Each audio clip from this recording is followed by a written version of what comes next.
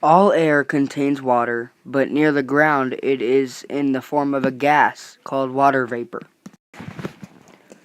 When warm air rises, it gets bigger and cools down. Warm air can hold more water vapor than cool air, so some of the vapor condenses and becomes tiny pieces of dust floating in the air and then forms a tiny water droplet around each speck of dust. When billions of these little droplets come together, they become a visible cloud. It is like boiling a pot of water. The burner makes the pot hot, which makes the water hot, and once it heats up, it rises. When the sun makes the ocean surface hot, that makes the water hot, and then it rises, also known as evaporating. Types of clouds include cirrus clouds, cirrostratus clouds, cirrocumulus clouds, altocumulus clouds, altostratus clouds, stratocumulus clouds, cumulus clouds, cumulonimbus clouds, and nimbostratus clouds. Cirrus clouds are usually found 2,000 feet in the air. They usually occur on fair weather days. Cirrostratus clouds are usually found about 5 kilometers in the air. They indicate precipitation within the next 24 hours. Cirrocumulus clouds are found about 20,000 feet in the air. They are common in winter, fair but cold weather. Altocumulus clouds are found in mid-atmosphere. If you see these in early morning, there's most likely going to be a big thunderstorm in the late afternoon. Altostratus clouds are formed between 2 and 7 kilometers in the atmosphere. They indicate that a storm with continuous rain or snow will come. Stratocumulus clouds are found on the sunset. They indicate that light rain, which is a drizzle, will occur. Cumulus clouds are found lower in the atmosphere. They indicate that there is going to be rain. Cumulonimbus clouds are found lower in the atmosphere. They indicate heavy rain, snow, hail, lightning, and sometimes tornadoes. Stratus clouds are found lowest in the atmosphere. That indicates snow and mist. There are 5 main types of air masses.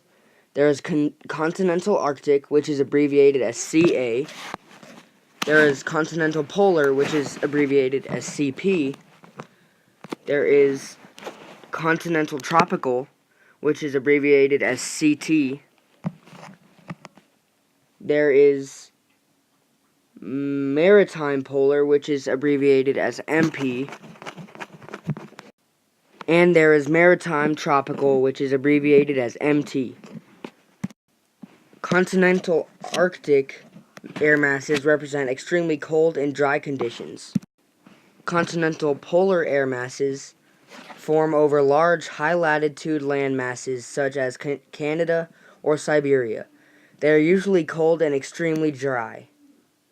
Summer CP air masses are similar to winter CP air masses. They are just much less extreme and remain at higher latitudes. Continental tropical air masses represent very hot and very dry. It comes with clear atmosphere due to the extreme lack of water vapor. Thunderstorms may occur when air is forced orographically. Maritime polar air masses form over upper latitude oceanic regions and are cool and moist. Oceans add heat and moisture to the cold and dry CP air masses. And finally, maritime tropical air masses form over low-latitude oceans and are very warm, humid, and unstable. Air masses contain uniform temperature and humidity characteristics. Temperature is either how hot the air is or how cold the air is. Humidity is how much water vapor is just in the air floating. They meet when a moving cold air mass meets with a warm air mass. The warm air is forced upwards and its ascent causes formation of clouds. Weather instruments are objects that help you determine how the weather is outside. Weather instruments include a thermometer, a barometer, a hydrometer, a psychrometer, anemometer, wind vane, wind sock, rain gauge, weather balloon, and weather satellites. A thermometer tells you how hot or how cold it is outside. The temperature is always measured in degrees, whether it is degrees Celsius or degrees Fahrenheit, always in degrees. The barometer measures air pressure, the weight of air that is pushing on Earth. It is always measured in millibars, pascals, and inches.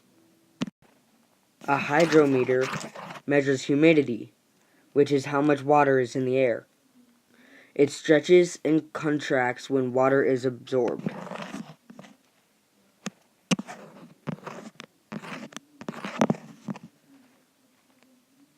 A psychrometer measures evaporation.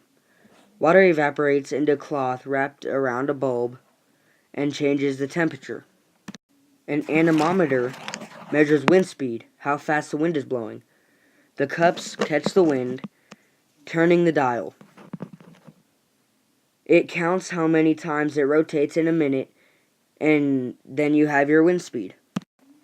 A wind vane measures wind direction. An arrow on the pole catches the wind and points to where the wind is going. A wind sock indicates which direction the wind is going as well. These are used at airports to show what direction is best to go for takeoff. A rain gauge measures the amount of rainfall. It is a large glass cylinder and has measurements on the outside, measured in millimeters. Weather balloons measure weather conditions, like temperature, air pressure, wind speed, and wind direction. And finally, weather satellites take pictures, tracks and measures conditions of large-scale air movements.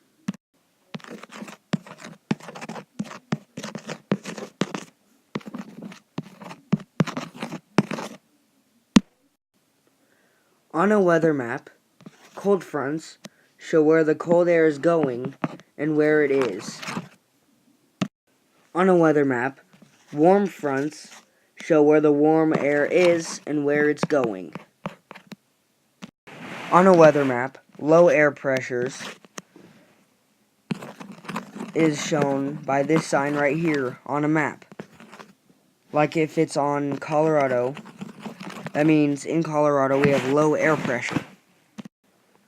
On a weather map, rising air is shown by this symbol right here. It is when the cold air hits warm air. So right here you see the cold air hits the warm air. The cold air turns to warm air and starts going up. So you see it's starting to go up a little bit.